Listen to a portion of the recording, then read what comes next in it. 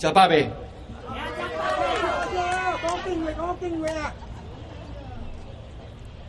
Friends, family, fellow Singaporeans, today we read the Straits Times. You will find two very prominent people of our political landscape telling you what to do. The Senior Minister, Goh Chok Tong, as well as our Minister Mentor, Lee Kuan Yew. In today's papers, what has been happening over the last 40 to 50 years is being replayed. Let me explain. The words, "you will regret it." Right? You will regret it. Yes. How many times have we heard this? You will regret it.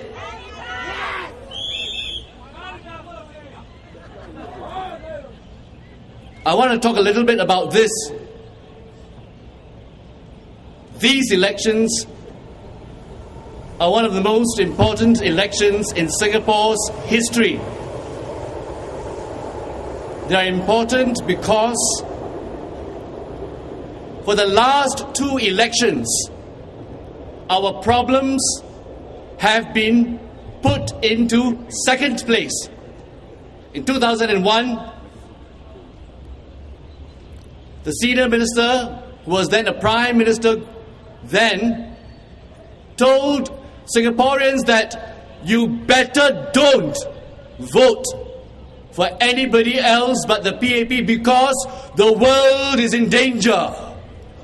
Because that was after 9/11, right? After 9/11. So, Mr. Goh said, if you don't want terrorists to endanger our lives, you better vote for me. Mas Salamat escaped.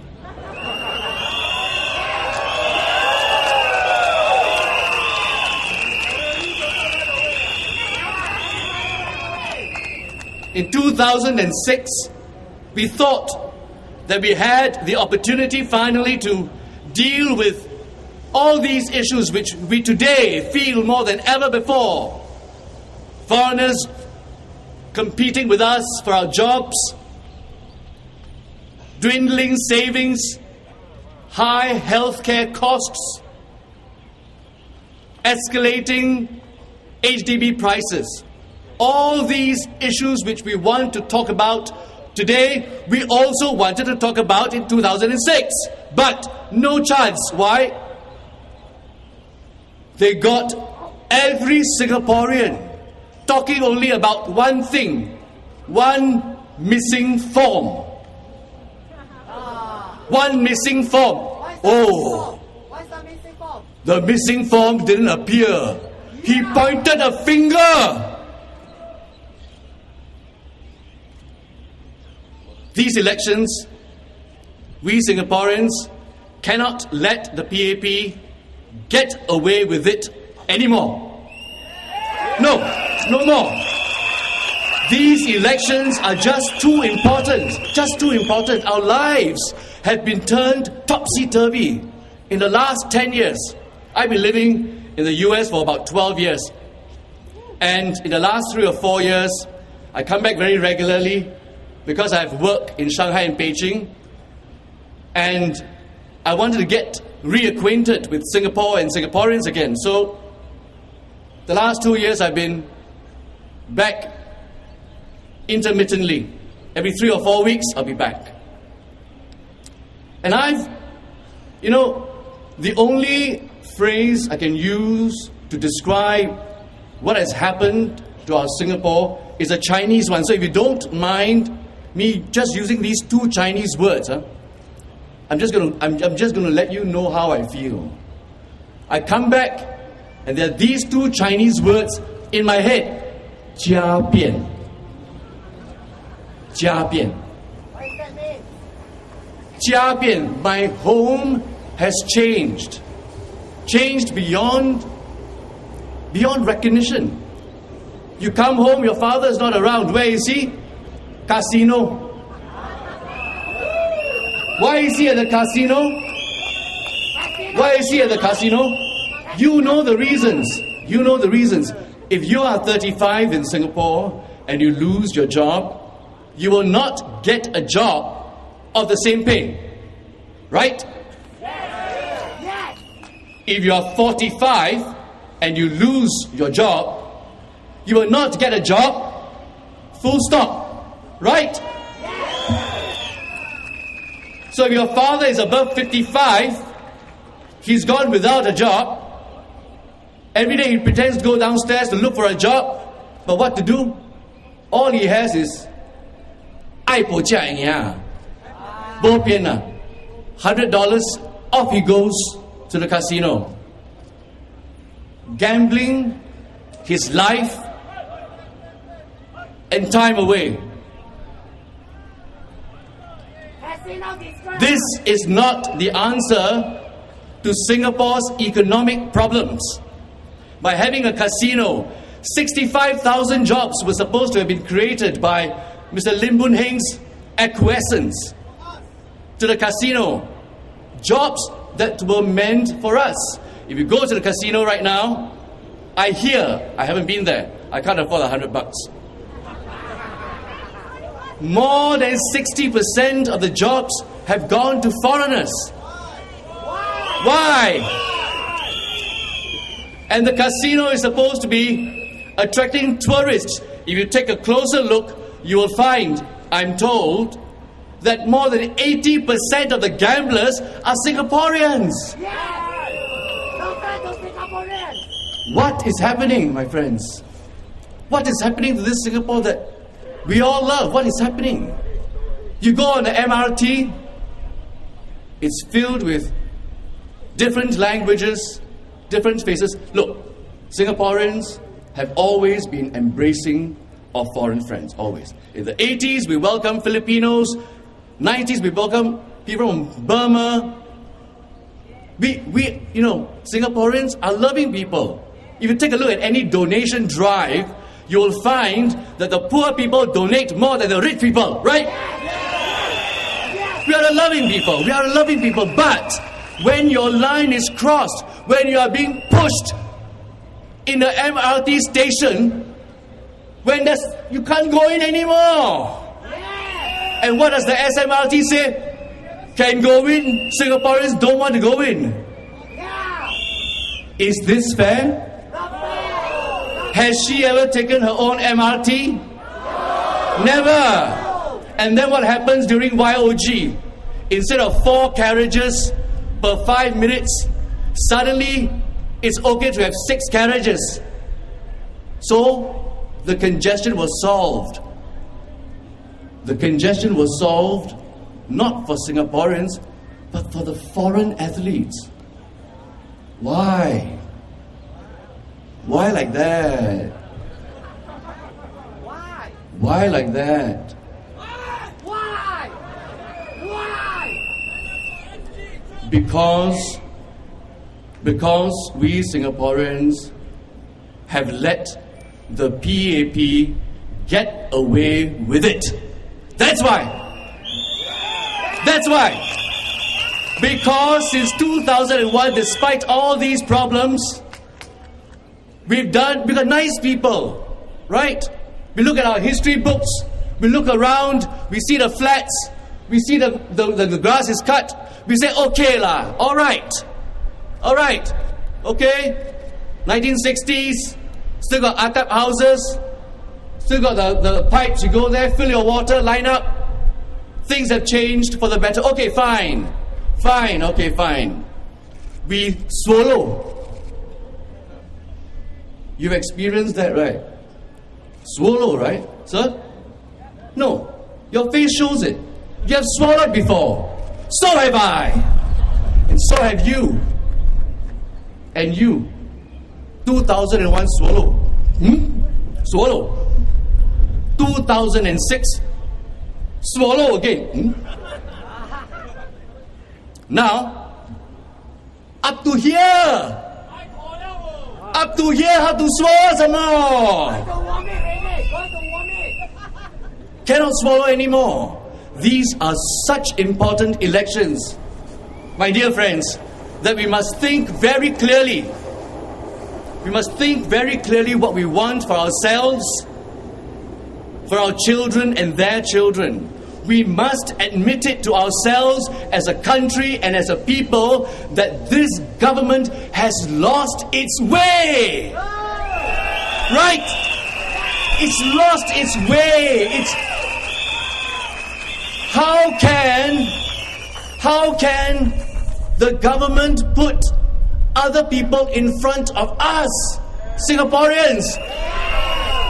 If we don't take care of ourselves, who's going to take care of us? I've lived in the US. I go and work in China very, very often. I tell you something. Very different. The picture that's painted for us is very different from reality. Here we have very junior ministers saying things like when Dr. Lee Nio says, Vivian, I think we should give the poorest 3,000 families in Singapore an increase in their subsidies. And what does the Minister of Community Development and Youth and Sports say? He says, what? He says what? How much you want? What kind of meal do you want? You want a meal in a restaurant, a food court, or a coffee shop? Minister makan at restaurant. Minister makan at restaurant.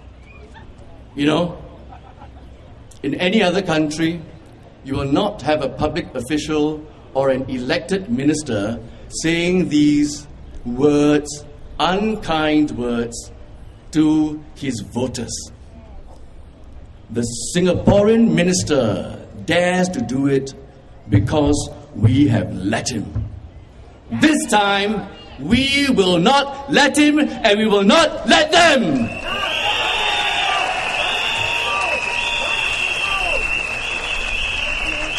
No, seriously. No, really. Let me just share with you. Sichuan earthquake, okay? Wen Jiabao, he rushes to the scene, he sees these kids, alright? He sees these kids, the parents are no longer there, he hugs them, his tears just start falling, He's hugging them, just feeling, for his people. You ever see our ministers cry, right? Only when they are retired too early.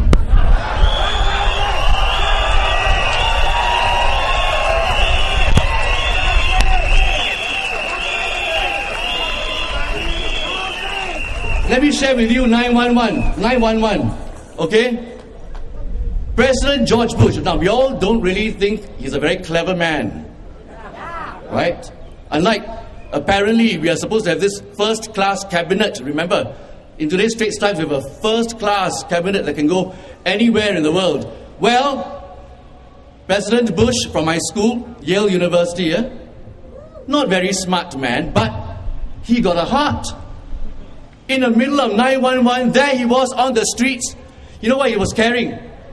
He was carrying a fireman's shoe.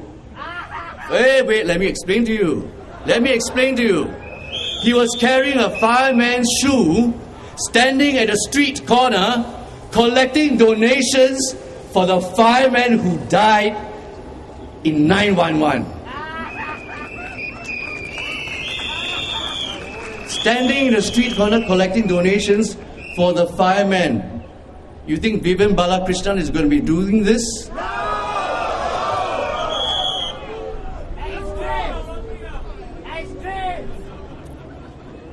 In addition to the Minister Mentor telling us that we will regret it, our senior minister also reminded us that a first world parliament is not what we want. We need a first world government. Tonight, I just want to leave you with this message. Singaporeans deserve both a first-class government and a first-class parliament, because in the 52 years that we've been standing here, Singaporeans have turned into a first-class electorate. That is who we have become. Jurong Industries was built by us. Temasek Holdings came about because of our efforts and our family's efforts and our parents' efforts and our grandparents' efforts. Not the bunch of elites who now tell us to get out of their elite phase.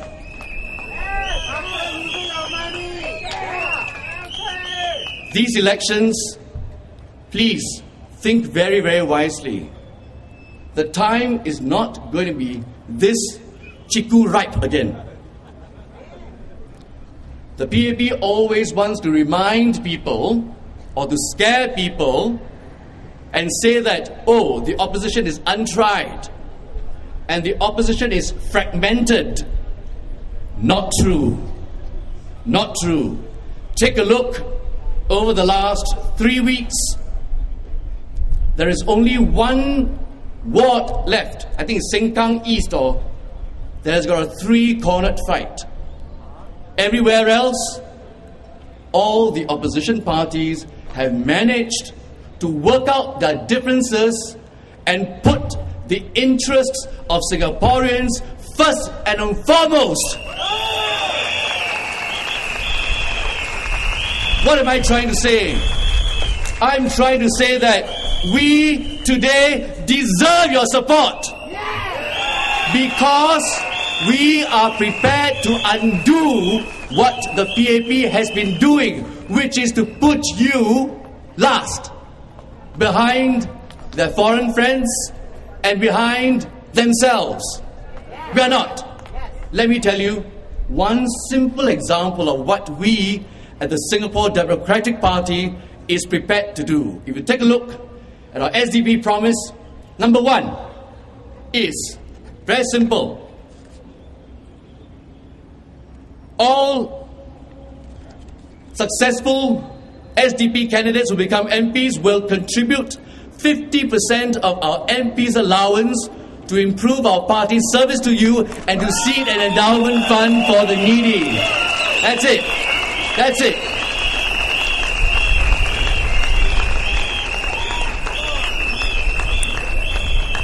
Look, I don't have to tell you, the path of an opposition politician is not easy. I don't want to talk about that.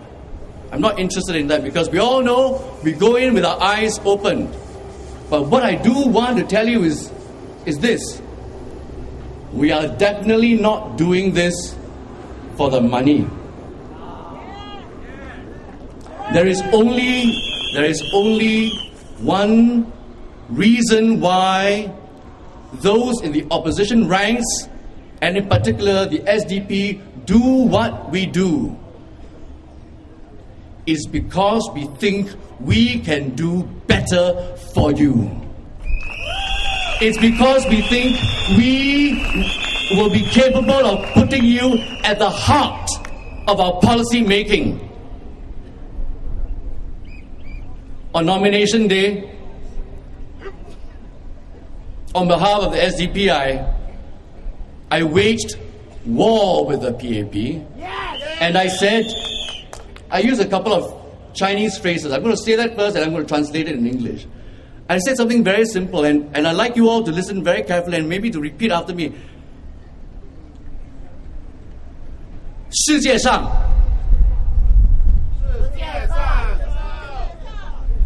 没有赢不了的战，